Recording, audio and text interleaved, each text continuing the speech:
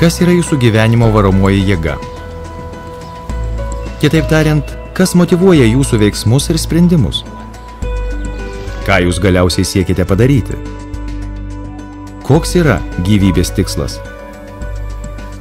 Pažiūrėkite į žolės stiebelį, kuris prasikalė šaligatvio viduryje. Ką jis daro? Jis siekia išlikti.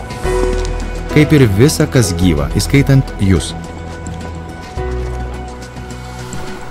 Atrodo, lyg visa, kas gyva, paklūsta vienai pagrindiniai komandai. O ši komanda yra išgyvenk. Išlikimas yra vienas dalykas bendras visai gyvybei. Tai nėra nauja mintis, kad žmogus siekia išlikti. Naujas atradimas yra tai, kad žmogus galiausiai siekia vien tik išlikti. Tai visos jūsų veikos motyvuojanti jėga.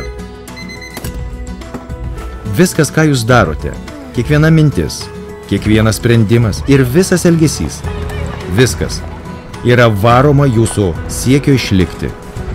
Svarbu tai suprasti, nes tai labai susiję su tuo, kaip mąsto jūsų protas.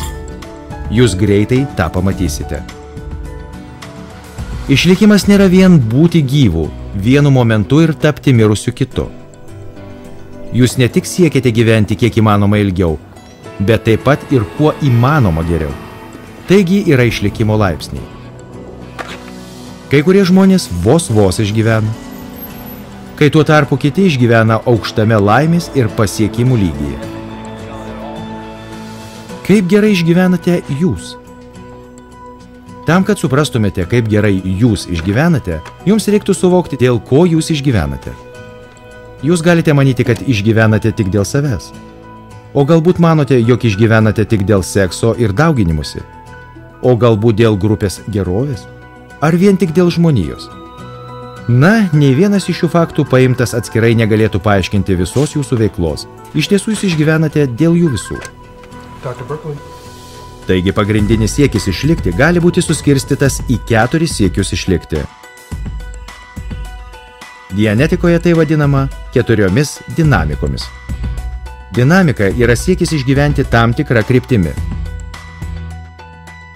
Pavyzdžiui, pirmoji dinamika yra jūsų siekis pasiekti aukščiausią savo paties išgyvenimo potencialą. Į ją įeina maistas, apranga ir pastogė, asmeniniai siekiai ir jūsų individualūs tikslai.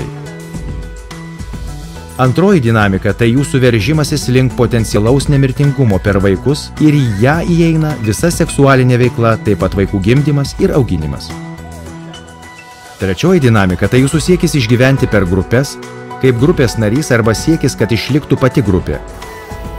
Tai apima grupę, kurioje jūs dirbate, bet kokius klubus ar komandas, kurioms priklausote, netgi šalis, kurioje gyvenate, yra grupė.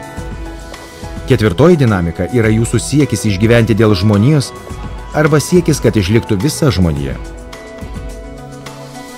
Jeigu jūs veiktumėte optimaliai, jūs siektumėte geriausio įmanomo išlikimo pagal visas 4 savo dinamikas. Tačiau jeigu jūs neišgyvenate gerai vienoje ar keliose iš šių savo gyvenimo sričių, galiausiai jums bus visiškai sunku išgyventi. Jums reikia stipraus dinaminio siekio tam, kad nugalėtumėte gyvenimo sunkumus savo laimės ir sėkmės paieškose. Jums reikia racionalių sprendimų problemoms, kurios kelia grėsmę sumažinti jūsų potencialą išgyventi. Jeigu jūs veiktumėte optimaliausiai, jūsų siekis būtų labai stiprus. Taip elgiasi žmonės, kurie atsikratė reaktyviojo proto poveikio. Problemų, su kuriomis jie susiduria sprendimai, yra racionalūs ir nukreipti link išlikimo, kadangi niekas netrukdo jų apskaičiavimams. Tačiau, kai reaktyvusis protas įveda neracionalią informaciją į šiuos apskaičiavimus, kyla neracionalios mintis ir priimami neracionalūs sprendimai, o jūsų elgesys pažeidžia kai kurias arba visas jūsų dinamikas. Tuomet jūsų siekis išlikti iš tiesų kenkia jūsų išlikimui.